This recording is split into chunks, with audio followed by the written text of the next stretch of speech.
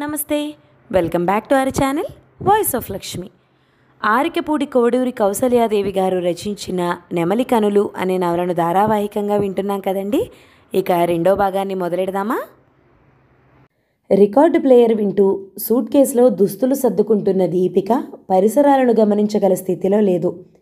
ఏవేవో ఊహాలోకంలో తేలిపోతున్న ఆమెకు తల్లి వచ్చి ద్వారం వద్ద నిలబడి తనను ఎప్పటి నుండో గమనించుతున్న వైనం కూడా తెలీదు. అయితే వెళ్ళడానికే నిశ్చయించుకున్నావా దీపా? తల్లి 3 సార్లు అరిగిన తర్వాత దీప శ్రవణేంద్రియాలకు ఈ మాటలు వినిపించాయి. నా నిశ్చయంతో పనే ఉందమ్మా, తప్పదు కదా.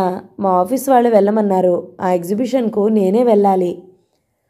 వాళ్ళకేం, ఎక్కడికైనా వెళ్ళమంటారు. ఆడదానివి, ఒక్కతివు, కొత్త ఊళ్ళో 10 రోజులు ఎలా ఉంటావు? ఏం చెప్పగలం ఎవరెటువంటి మనుషులో? సూట్ కేస్ మూసి విసుగ్గా మంచం మీద కూర్చుంది దీప. చెప్పాను కదమ్మా ఇప్పటికి 100 సార్లు, ఈ పని గురించి పిలిచిన వాళ్లే అన్ని ఏర్పాట్లు చేస్తారని. పెద్ద సంస్థలకు చక్కటి గెస్ట్ హౌస్లుంటాయి, అక్కడే ఉంటాను. స్టేషన్కు వాళ్ళ రిప్రజెంటేటివ్ వస్తాడు, ఇంకేంటి కావాలి? ఆ మాత్రం నాకు తెలుసులే దీపా. శకుంతల కినుకుగా ఉంది.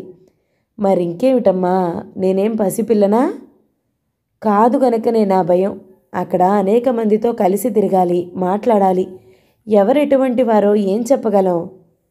తేలికగా నవ్వేసింది దీప. ఎవరు ఎటువంటి వారైతే నాకేం? నేను ఏ పని గురించి వెళ్ళానో అంతే కదా నాకు కావాల్సింది.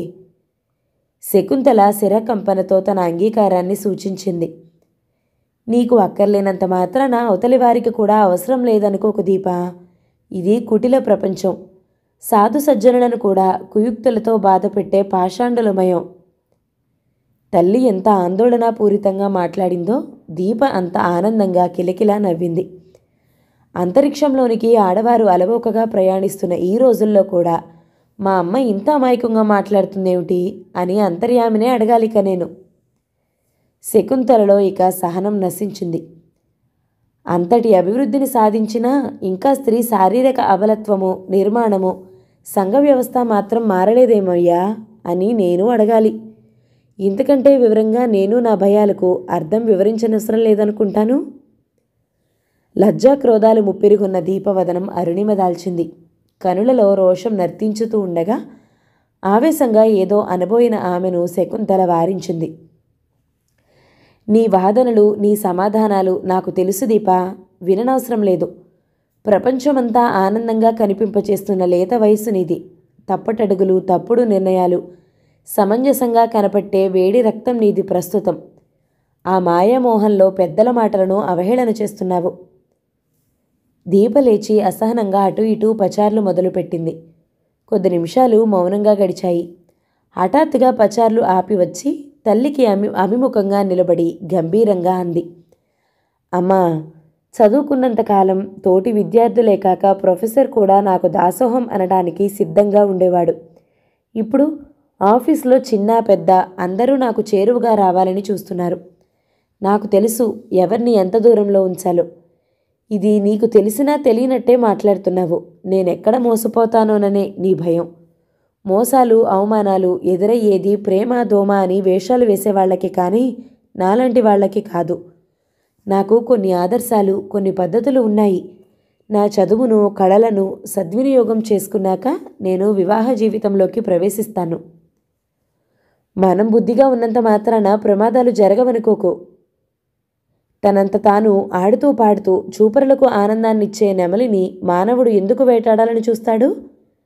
అదే సత్యాన్ని స్త్రీ జీవితానికి కూడా అన్వయించుకోవాలి దీపా. అమ్మా. అవును దీపా, నీలో చదువు, అందం, కళలు, ఉత్సాహం ఉన్నాయి.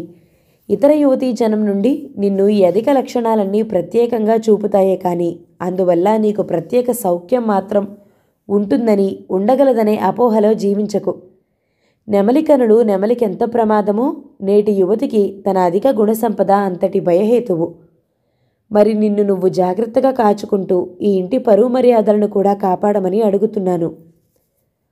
ఆ తల్లి పెంపకం అటువంటిది అని రేపు ప్రజలు విమర్శించే స్థితిని మాత్రం రానీయకు. మరి తర్కానికి అవకాశం ఇయ్యక మాటలు ముగించుతూనే నిష్క్రమించింది శకుంతల. ఎంత అజ్ఞాని అమ్మా! ఈ అవివేకమేగా వాళ్ళ తరం వాళ్లను వంటింటి కుందేళ్లనుగా మార్చింది. జాలిగా నవ్వుకుంది దీప తనలో తాను. మరి ఏ పనిపైనా తాత్కాలికంగా మనసు నిలవలేదు. కిటికీ చెంత నిలిచి సుదూరాన సుందరంగా ప్రవహించుతున్న నదిపై కొంతసేపు దృష్టి నిలిపింది. అలల కదలిక అందాలీనుతోంది. అక్కడక్కడ ఒక్కొక్క పడవ కానొస్తోంది.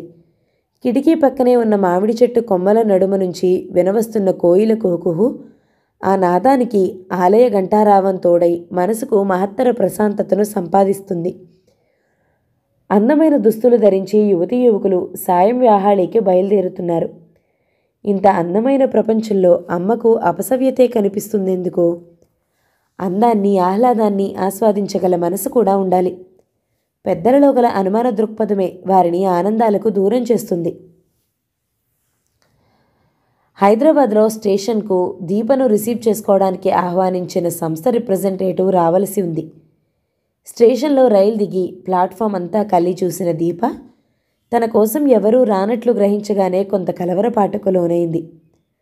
అప్రయత్నంగా తల్లి మాటలు మనసును మెదిలాయి. ఆడపిల్ల అనగానే ఎన్ని జాగ్రత్తలు తీసుకోవాలి? అవసరమైతే మగవాడు ప్లాట్ఫామ్ మీద గడిపేయగలడు, చెట్టు కింద బతికేయగలడు.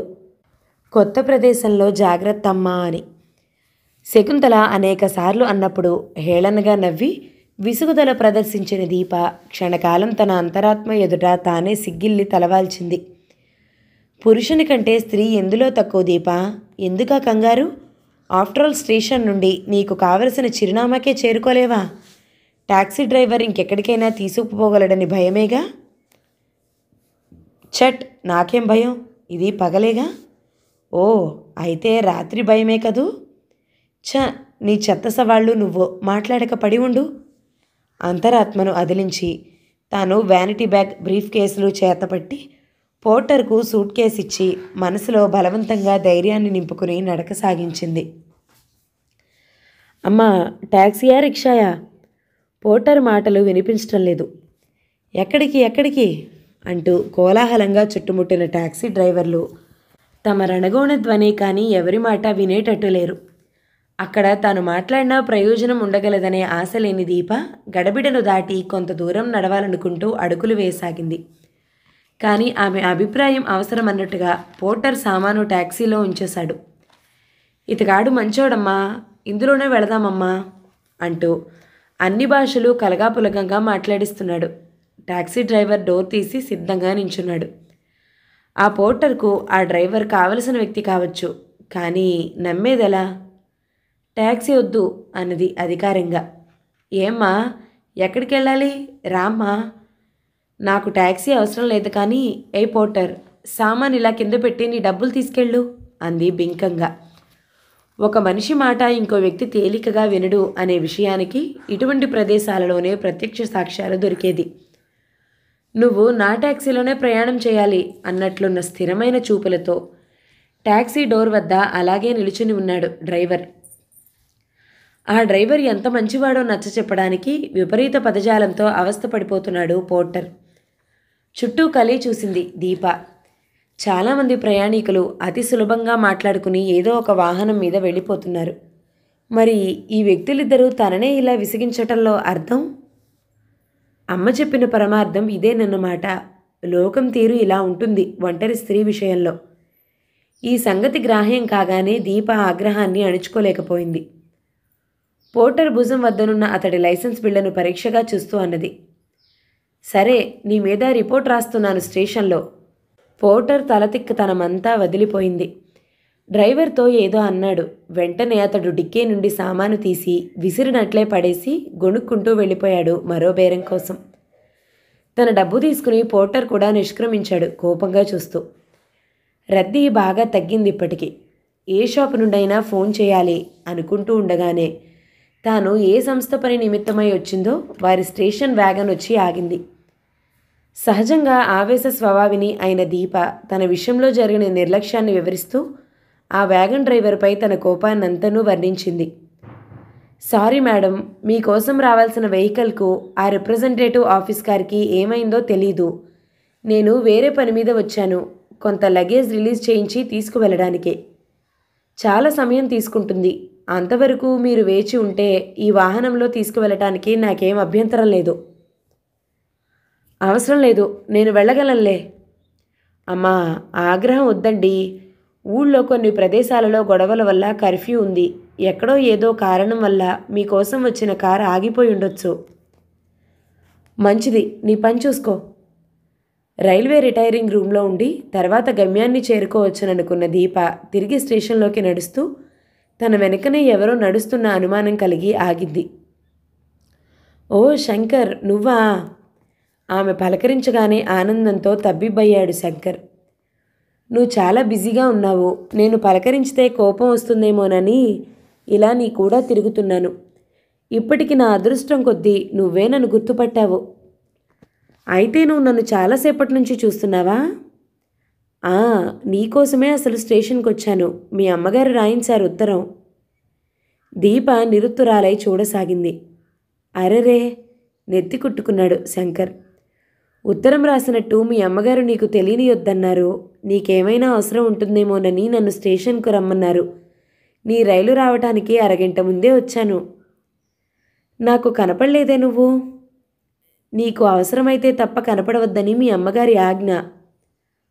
ఓహో, నా మీద నిఘా అన్నమాట. అదిగో ఆ కోపం గురించి భయపడేగా నువ్వు టాక్సీ వాడితో ఘర్షణ పడుతుండగా కూడా రాలేదు. భలే కోపం వచ్చిందలే అక్కడ వాడి తీరు చూసి. నీ ఏర్పాట్లేవో నీకు ఉండే ఉంటాయనుకున్నాను. మా బీద ఇంటికి ఎటూ రావుగా. మాట మార్చింది దీప. నేను రిటైరింగ్ రూమ్ తీసుకుంటాను, నువ్వు వెళ్ళు. పాపం చాలా శ్రమపడ్డావు. శంకర్ వదనంలో ప్రఫుల్లత మాయమైంది. అదేమిటి, ఇంత ఇబ్బందిలో ఉండి నన్ను వెళ్ళమంటావు? కొత్తగా పెట్టుకున్న ప్రాక్టీస్ నాది. కేసులు ఏమున్నాయిలే, త్వరగా వెళ్ళి కోర్టులో కూర్చోడానికి. నాకు ఇబ్బంది ఏమీ లేదు శంకర్. నా మాట విను దీప. ఈ రైల్వే రూమ్స్ దొరకడం కూడా చాలా కష్టమే. అదేదో బట్టల దుకాణం వాళ్ళ ప్రోగ్రామ్స్ గురించి వచ్చావట కదా. పద, ఆటోలో వెళదాం. నిన్నక్కడ దిగవిడిచి నేను పోతాను.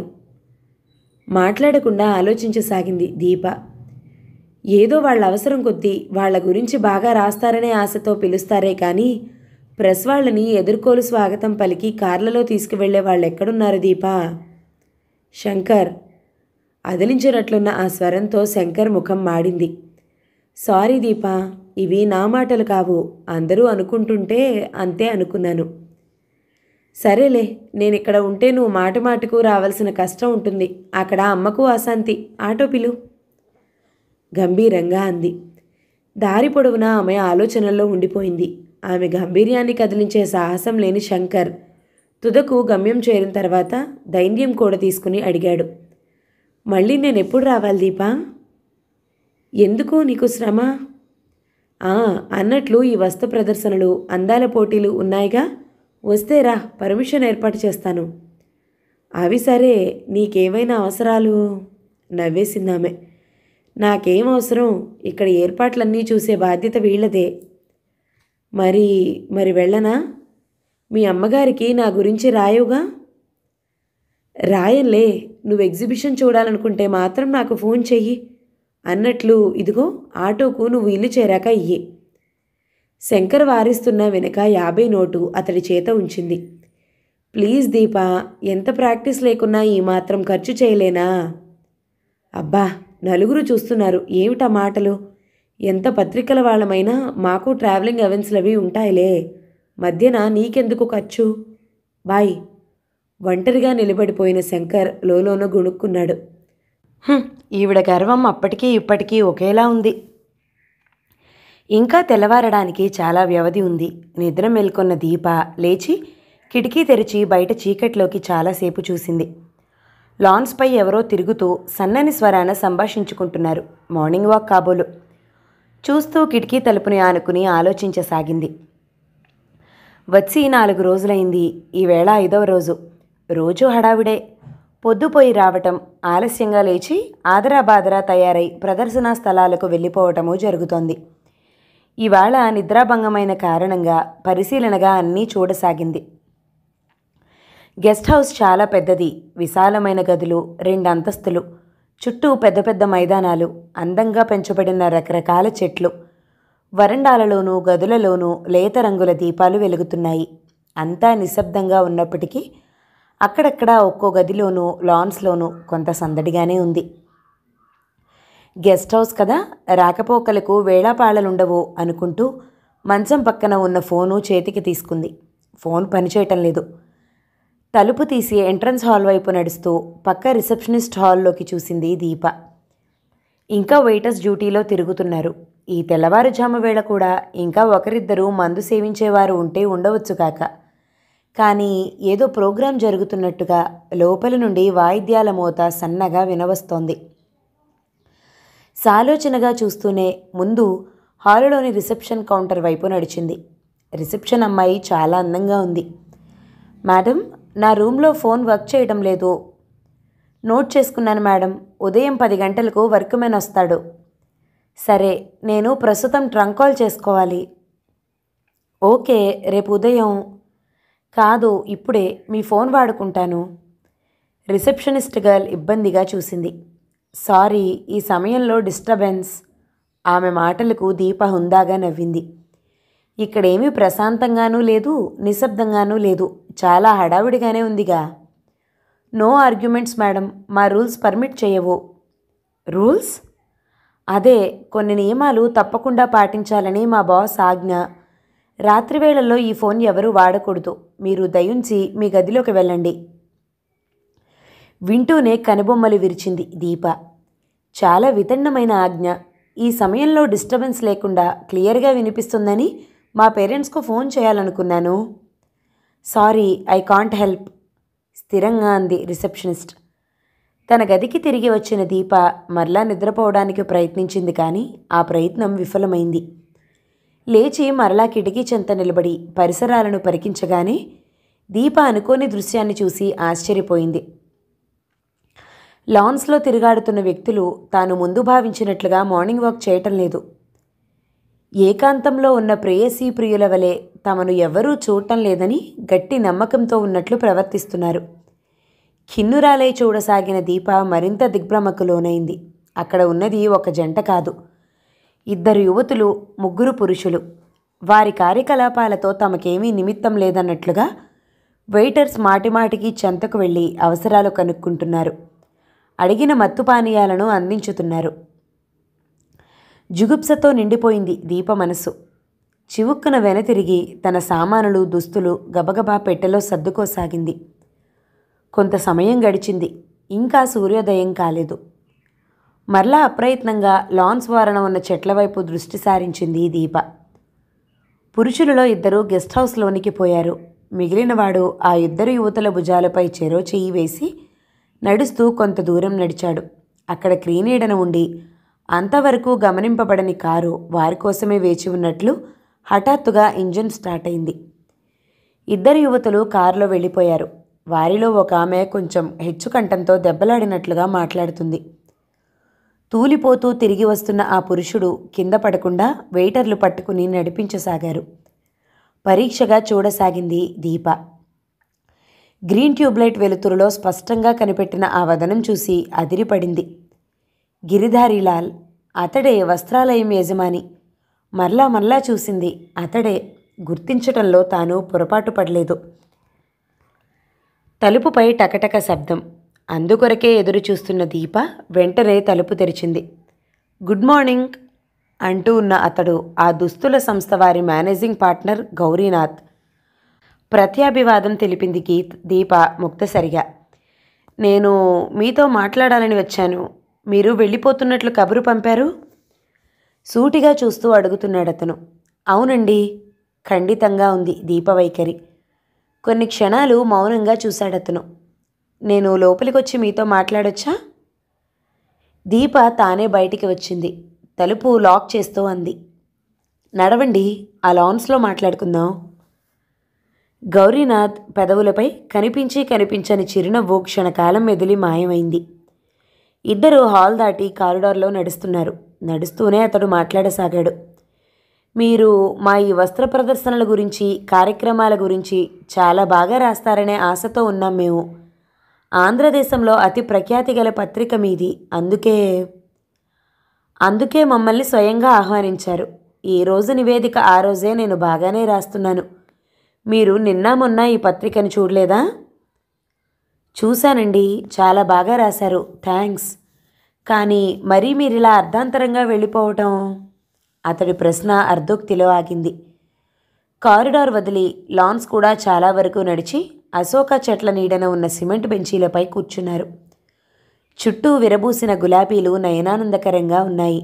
వాటినే చూస్తూ మాట్లాడింది దీప. నేను అర్ధాంతరంగా వెళ్ళిపోవటం లేదు. ఇక్కడ నుండి నివాసం మార్చదలుచుకున్నాను. రేపు అందాల పోటీ కూడా ముగిసి బహుమతి ప్రదానం జరిగాకనే వెళతాను. అన్ని విశేషాలు మాసపత్రికలో తప్పక ప్రచురిస్తాము. ఆమె అభిప్రాయం ఏమిటో అర్థం కాలేదు గౌరీనాథ్కు. మేడం, మిమ్మల్ని మేము ఆహ్వానించి రప్పించాం. మీ ఏర్పాట్లు చూడవలసిన బాధ్యత మాది. ఇక్కడ మీకేమైనా అసౌకర్యం కలిగిందా? దీప వెంటనే మాట్లాడలేదు. మీరు మొదట ఇక్కడికి వచ్చిన రోజున అసౌకర్యం కలిగిన మాట నిజమే. అందుకు క్షమాపణలు కోరాం. మరలా ఇప్పుడేమైనా అటువంటి ఇబ్బంది జరుగుంటే చెప్పండి, దిద్దుకుంటాం. ఆనాటి సంఘటన ఇద్దరి మనసులలోనూ కదలాడింది.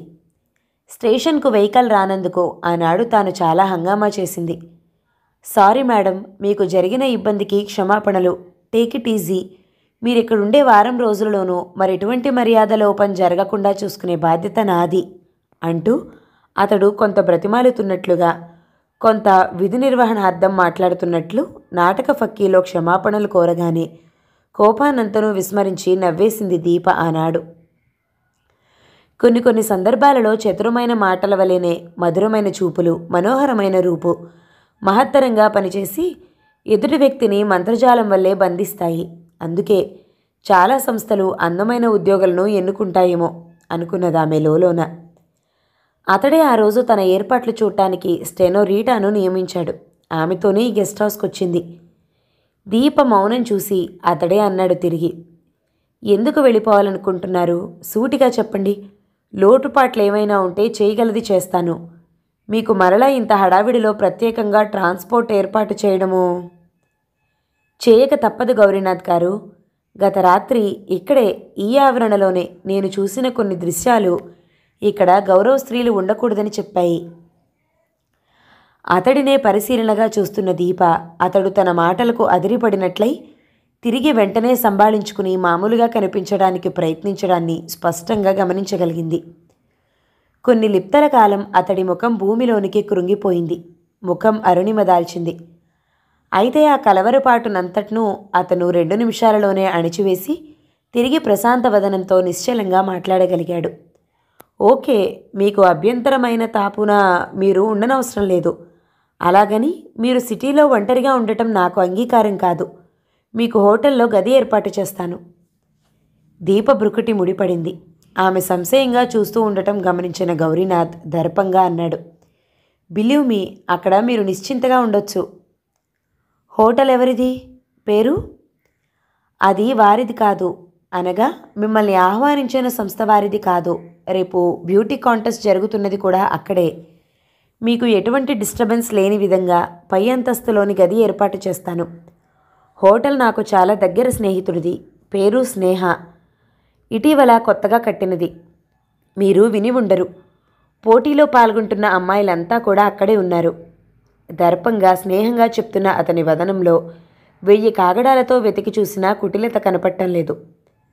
9:30కు జీప్ పంపిస్తాను. లేదా మీకు అభ్యంతరం లేకుంటే ఇప్పుడే నా కారులో డ్రాప్ చేస్తాను. మీ సమక్షంలోనే హోటల్ వారికి చెప్తాను మీకు అన్ని సౌకర్యాలు సక్రమంగా ఉండాలని. అతడి సౌమ్య సరళ సంభాషణ దీప మనసును అలరించింది. అతడి ప్రతిపాదనను తృణీకరించలేకపోయింది. అంతలో శంకర్ హడావుడిగా వచ్చాడు. ఏమిటి దీప, వెళ్ళిపోతున్నావట? మీ అమ్మ చాలా కంగారు పడుతుంది నిన్ను కలుసుకోలేనందుకు. పరీక్షగా చూస్తున్న గౌరీనాథ్కు అతడిని పరిచయం చేసిన తర్వాత దీప జవాబు చెప్పింది. అవును, రేపిక్కడ కార్యక్రమాలు పూర్తి కాగానే బహుశా వెళ్ళిపోతాను. మీ అమ్మగారు ఆహ్వానించినట్లుగా మీ అతిథిగా రాలేకపోతున్నాను. చాలా బిజీగా ఉన్నాను. అమ్మతో పాటు నేను చాలా బాధపడతాను మరి నువ్వు రాకపోతే. వద్దు, నేను హోటల్ స్నేహకు మారుతున్నాను ఇప్పుడు. నువ్వు రా నాతో. లేదా వెళ్ళి మీ అమ్మగారిని అక్కడికి తీసుకుని వచ్చి నా దగ్గర వదిలి వెళ్ళు. ఆవిడగారే నాకు అతిథిగా ఉంటారు. అక్కడే అందాల పోటీ జరిగేది. శంకర్ వదనం అతిగా వికసించింది. Very good. అయితే నువ్వు రేపొచ్చి మీ అమ్మగారిని తీసుకువెళ్ళు. ఈరోజు కార్యక్రమాలు పొద్దుపోయే వరకు ఉన్నాయి. శంకర్ వదనంలో కళ తరిగినా ఆమె లెక్క చేయలేదు. నడిచి నిష్క్రమించుతున్న అతన్ని వెనుక నుండి అడిగింది, వస్తున్నట్లేనా మీ అమ్మగారు? ఓ తప్పక. నీ ఆహ్వానాన్ని ఎవరు కాదనగలరు మా కుటుంబంలో? రాణి నవ్వును ముఖాన ప్రదర్శించి గౌరీనాథ్కు యాంత్రికంగా నమస్కరించి నీరసంగా నిష్క్రమించాడు శంకర్. గెస్ట్ హౌస్ అటెండర్కు దీప సామాను తెచ్చి తన కారులో ఉంచుమని చెప్పి ఆఫీస్కు ఫోన్లో మాట్లాడుతున్న గౌరీనాథ్ను అంత దూరంలో నిలిచి పరీక్షగా చూడసాగింది దీప. ఎప్పుడైనా ఎవరితోనైనా యాంత్రికంగా అవసర విషయాలు మాట్లాడటమే కానీ వారి రూపురేఖలను పరిశీలించే పద్ధతి లేదామెకు. కానీ నేడు గౌరీనాథ్ ప్రత్యేక తరహా మాటలు, సంస్కారపూరిత వైఖరి దీప అలవాటును త్రోసిరాజని అతడిని గమనించేట్లు చేశాయి. అందగాడు అంటే చాలదు, ఎంతమందిలోనైనా తనదంటూ ఒక ప్రత్యేకతను ప్రదర్శించి అందరినీ ఆకట్టుకొనగలిగినంత సుందరమూర్తి. అందుకు తగినట్లు దర్పంగా తొణకకుండా మాట్లాడే తీరు. బాధ్యత తెలిసి ప్రవర్తించే మనిషిని వేరే చెప్పనవసరమే లేదు. ఫోన్లో మాట్లాడుతున్న అతని స్వరం అధికారికంగా అప్రసన్నంగా ఉంది. ఎస్ మిస్ రీటా, మన స్టేషన్ వ్యాగన్లో మీరు ఇప్పుడే ఆ ఫైల్తో హోటల్కి రండి ఆజ్ఞాపించినట్లే అని రిసీవర్ యథాస్థానంలో ఉంచి దీపవైపు తిరుగుతూనే అతడి వదనంలో ఆగ్రహం అంతరించి ప్రసన్నత ఆవరించింది. నడవండి వెళదాం, రెడీయేనా? ఎంతో కాలం పరిచయం ఉన్న వ్యక్తిలా అనిపించాడు దీపకు. రెడీయే. Desert mist coloured Fiat car తళతళా మెరుస్తూ కొత్తగా ఉంది. ప్యూన్ పరుగున వచ్చి ఫ్రంట్ డోర్ బ్యాక్ డోర్ తెరిచాడు. గౌరీనాథ్ డ్రైవింగ్ సీట్లో కూర్చుంటూ దీపకేసి చూశాడు. ఆమె మృదువుగా నవ్వుతూ తాను ఫ్రంట్ సీట్లోనే ఆసీనురాలైంది. ప్యూన్ డోర్స్ మూసి సలాం కొట్టి పక్కగా నిలబడ్డాడు. కారు బయలుదేరింది. మీరు హైదరాబాద్ మొదటిసారిగా వచ్చారా? అడిగాడు గౌరీనాథ్. లేదులేండి, స్టూడెంట్ లైఫ్లో ఒకసారి ఎక్స్కర్షన్ ట్రిప్లో వచ్చాను. వీలైతే 2 రోజులు ఎక్కువగా ఉండి సిటీ చూసి వెళ్ళండి. మీకు కంపెనీ కావాలంటే మా స్టెనో గర్ల్స్ని కానీ సేల్స్ గర్ల్స్ని కానీ ఎవరైనా ఉంటారు. మా కారు వాడుకోవచ్చు. థ్యాంక్స్, కానీ ఇప్పుడు పర్మిషన్ ఉండదండి. మీ ఇష్టం, కానీ మీరు రేపు వెళ్ళొద్దు. ఎల్లుండి కార్యక్రమాలు పూర్తిగా ముగిశాక డిన్నర్ పార్టీకి కూడా హాజరై వెళ్ళండి. ఎటు ఆ డ్యూటీ మీదనే వచ్చారుగా. రాస్తా వైపే చూపులు నిగడ్చి మాట్లాడుతున్న దీప అతడి వైపు తిరిగింది. థ్యాంక్స్, నేను నా బంధువును పిలవటంలో మీకేమీ అభ్యంతరం లేదుగా? గౌరీనాథ్ అందంగా నవ్వాడు. అంతలోనే గంభీరంగా మారిపోయాడు. తెలియని హోటల్లో తెలియని మనుషుల మధ్య మీ వారొకరు ఉండటం బాగానే ఉంటుంది. మీరు తెలివైన పని చేశారు. మాటలలో ఎక్కడో నిష్ఠూరత శబ్దించుతూ ఉంది. ఆమె తర్కించదలుచుకోలేదు. ఆవులించి ప్రేగులు లెక్కించే మనిషి నేను శంకర్ తల్లిని పిలుచుకున్న కారణం గ్రహించాడు అనుకుంది. చాలా తెలివైన అమ్మాయి. మర్యాద, ఆత్మగౌరవాల అడుగడుగునా తూచి మరీ నడుస్తుంది అని అతను అనుకున్నట్లు దీపకు తెలీదు. హోటల్లోనికి దారి తీశారు. ఇదిగో సార్, ఫైల్ తెచ్చాను. వేగమైన అతడి నడకను అటు రీటా ఇటు దీప కూడా అందుకోలేక ఇంచుమించు పరిగెత్తినట్లే నడవసాగారు. మేనేజర్తో 2 నిమిషాలు మాట్లాడాక దీపను ఉద్దేశించి రండి మీ గది చూపుతాను అంటూ లిఫ్ట్ వైపు నడిచాడు. రీటా ఫైల్స్ అతడికిచ్చి నన్ను వెళ్ళమంటారా సార్ అని అడిగింది. నేను 10 గంటలకు ఆఫీస్కు తెస్తాను ఈ ఫైల్, మీరు వెళ్ళండి. కొత్తగా కట్టిన హోటల్ అని మీరు సింపుల్గా చెప్తే ఏదో చిన్న హోటల్ అనుకున్నాను. చాలా అంతస్తులున్నాయి, క్లాస్ హోటల్. దీప వెలిబుచ్చిన అభిప్రాయాన్ని గౌరీనాథ్ హుందాగా తలపంకించాడు. అటెండర్ వచ్చి సామాను గదిలో ఉంచి అన్నీ చెక్ చేసి వెళ్ళాడు. ఇక్కడ మీకు ఏ అసౌకర్యం ఉండదు. ఏ విషయమై మాట్లాడాలన్నా ఈ నెంబర్స్కు మాట్లాడండి. అతడి విజిటింగ్ కార్డ్ అందుకుని చూసింది. ఆఫీస్ నెంబర్, రెసిడెన్షియల్ నెంబర్ కూడా ఉన్నాయి. థ్యాంక్స్ మనస్ఫూర్తిగా అన్నది ఆమె. అతడు చేతిలోని ఫైల్ను త్వరగా తిరిగేశాడు. అందలి ఒక కాగితాన్ని పరిశీలనగా చూశాడు. ప్లీజ్ ఇది చూడండి. ఏమిటది? మీ ఆఫీస్తో మేము చేసిన కరెస్పాండెన్స్, మీ ఆఫీస్ నుంచి వచ్చిన కన్ఫర్మేషన్ లెటర్. ఆ కాగితాన్ని చేతికి తీసుకుని పరిశీలించి చూసిన దీప అయోమయంగా చూసింది. తమ రిప్రజెంటేటివ్గా మిస్టర్ దీపక్ అనే వ్యక్తి వస్తున్నట్లుగా దీప ఆఫీస్ నుంచి వచ్చిన లెటర్ అది. ఎదుట లేని తన కార్యాలయోద్యోగులపై ఉప్పెనగా కోపం వచ్చినట్లు అరుణిమ దాల్చిన ఆమె వదనమే చెబుతోంది. గౌరీనాథ్ గమనించాడు. మేడం, అపార్థాలు ఉండకూడదనే నేను ఈ విషయాన్ని ఇప్పటికిప్పుడే ఎంక్వైరీ చేశాను.